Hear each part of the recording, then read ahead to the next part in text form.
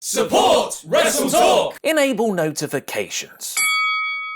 Hello and welcome to the WrestleTalk News. I am Luke Owen. Last night's Monday Night Raw may have been built around the first appearance of Brock Lesnar since the greatest Royal Rumble, but we also got Ronda Rousey returning from her suspension to get involved with Alexa Bliss and Alicia Fox. Someone who has been noticeable in her absence, however, is the former Raw Women's Champion Nia Jax. Jax lost her championship to Bliss at Money in the Bank and was unsuccessful in recapturing the gold at Extreme Rules, and that was the last appearance of her on TV. Apart from being out on stage for the historic Evolution announcement, and she's barely been mentioned on commentary either. And while Ronda was tussling with Alicia Fox and Alexa Bliss, Jax was busy tweeting seemingly out of context gifts like someone giving the V's. And when Kurt Angle revealed that Rousey would have her first Raw match next week with Fox, Jax tweeted another gift shortly thereafterwards, this time of herself rolling her eyes. This isn't the first time Jax has been outspoken against WWE or its employees. She reportedly walked out last October after hearing she was going to be losing to Sasha Banks at TLC, and there have been lots of reports as of late of real-life heat between her and Bliss. Maybe what she needs is some time off. Maybe she just needs to take a load off. Maybe she just needs to take a cruise. Speaking of cruises, Chris Jericho has announced another Impact vs Ring of Honor match for his Rock and Wrestling Rager at Sea, revealing that current IWGP Tag Team Champions the Young Bucks will be taking on Impact Tag Team Champions LAX in their first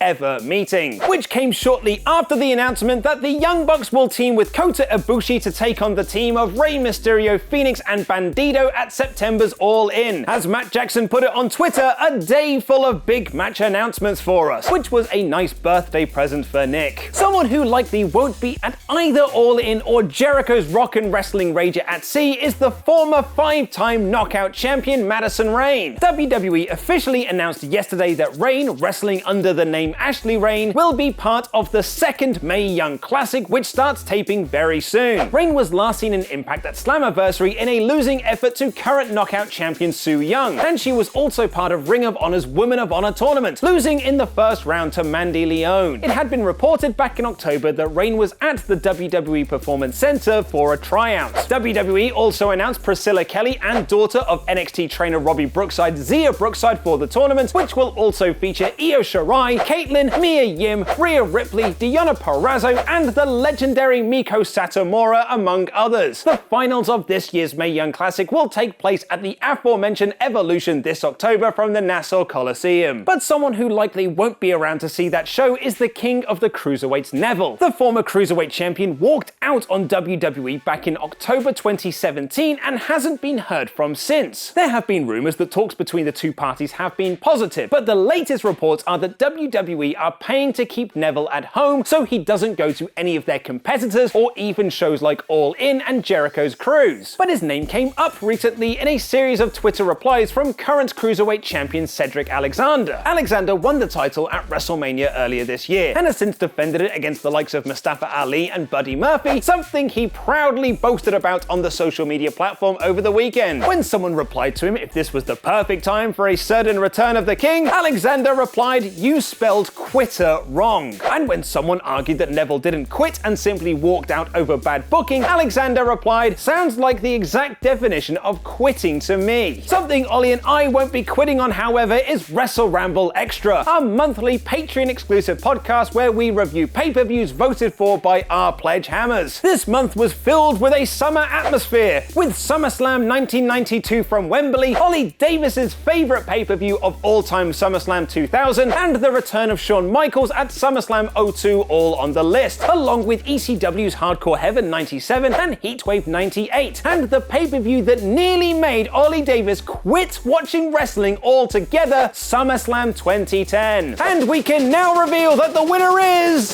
SummerSlam 2000 by just 3%. It was a close battle, with SummerSlam 2010 winning the vote over the weekend, but a final surge in voting has given Ollie Davis a reason to smile again. The episode will be available in the middle of next month, and $10 plus backers will get our reviews of the best matches from NXT, Impact, and New Japan's G1 Climax at the end of the week in Ramble Club.